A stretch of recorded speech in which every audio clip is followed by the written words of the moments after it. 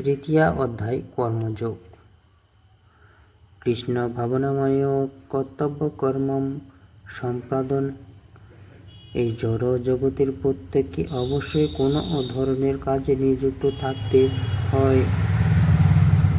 শ্রীকৃষ্ণ অর্জুনকে বললেন যে এই জগতের প্রত্যেকটি জীবকে কোনো না কোনো কর্ম বা কাজে নিযুক্ত থাকতে হয়, কিন্তু কর্ম মানুষকে এই জগতের বন্ধনে আবদ্ধ করতে পারে। তিনি বললেন, কর্ম এই জগতের মানুষকে আবদ্ধ করতে পারেন, আবার তা থেকে মুক্ত করেও দিতে পারে, এবং কর্ম মানুষকে আবদ্ধ করতেও পারে এবং তা থেকে মুক্ত করে দিতেও পারে।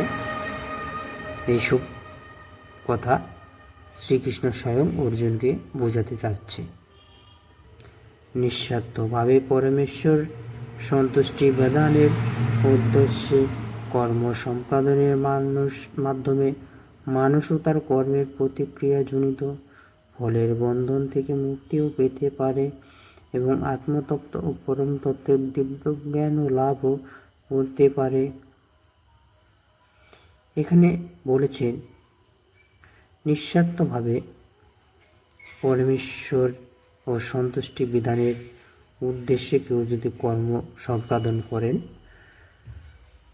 তাহলে প্রত্যেকটি মানুষও তার কর্মের প্রতিক্রিয়াজনিত ফলের বন্ধন থেকে মুক্তি পেতে পারে ও আত্মতত্ত্ব ও পরম তত্ত্বের দিব্য জ্ঞানও লাভ করতে পারে।